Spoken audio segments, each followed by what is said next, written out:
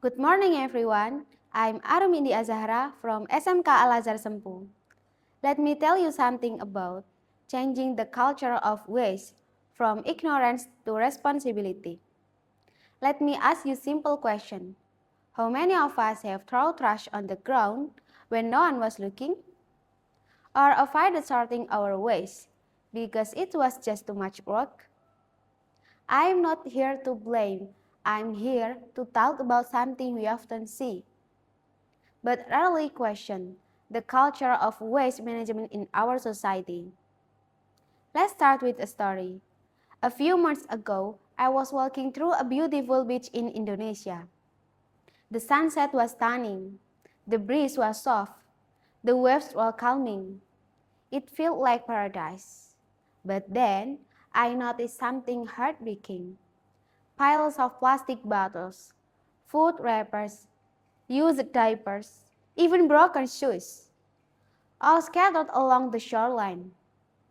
It was as if paradise had been silently crying for help, and we just ignored it. Unfortunately, this isn't just a beach problem, it's a cultural one. In many parts of Indonesia, and I believe many other countries too, waste is not seen as a shared responsibility. It's seen as someone else's problem. Just throw it outside, we say. Or worse, we burn it. Out of sight, out of mind. But we forget that the earth remembers everything we bury or burn. Now, let's look at the numbers. Indonesia is the second largest contributor to plastic waste in the oceans, after China. Every year, more than 3 million tons of plastic waste enters our seas. That's equivalent to filling 1,200 Olympic-sized swimming pools with trash every single year. Why is this happening? Because we don't just have a waste problem, we have a waste mindset. We have normalized littering. We have glorified convenience over conscience. We buy plastic wrapped bananas. We sip iced coffee with 3 layers of packaging. And we rarely ask, where does it all go? Some people might say, but we don't have enough waste facilities. True, infrastructure matters, but culture matters even more. Because even in places where there are rubbish bins and recycling centers, many people still don't use them properly. So, what can we do? First, we need to start at home. Parents, teach your kids to throw trash in the bin. Better yet, teach them to reduce, reuse, and recycle.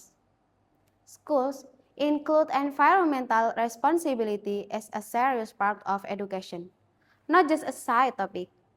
Second, let's stop romanticizing ignorance. It's not cool to throw trash from your car window. It's not funny to leave a pile of garbage after a picnic. Let's make cleanliness a source of pride, not something we only do when guests come over. Third, we must demand better policies from government and from businesses. Why are single-use plastics still everywhere? Why are companies allowed to sell products that can be recycled? As citizens, we must raise our voice, sign petitions, support eco-friendly brands, and hold decision makers accountable. But most of all, we need to change how we see ourselves in this ecosystem. We are not above nature, we are a part of it. Every bottle we throw, every wrapper we waste, every drop of oil we spill, all of it comes back to us. In our food, in our water, in our children's future. Friends, this is not just about waste, it's about respect. Let's break the cycle of carelessness. Let's rewrite the story of our culture. Not as one that pollutes, but as one that protects. Let's be the generation that turns things around, not the one that turns its back. Because the planet doesn't need perfect people. It needs conscious ones. Thank you.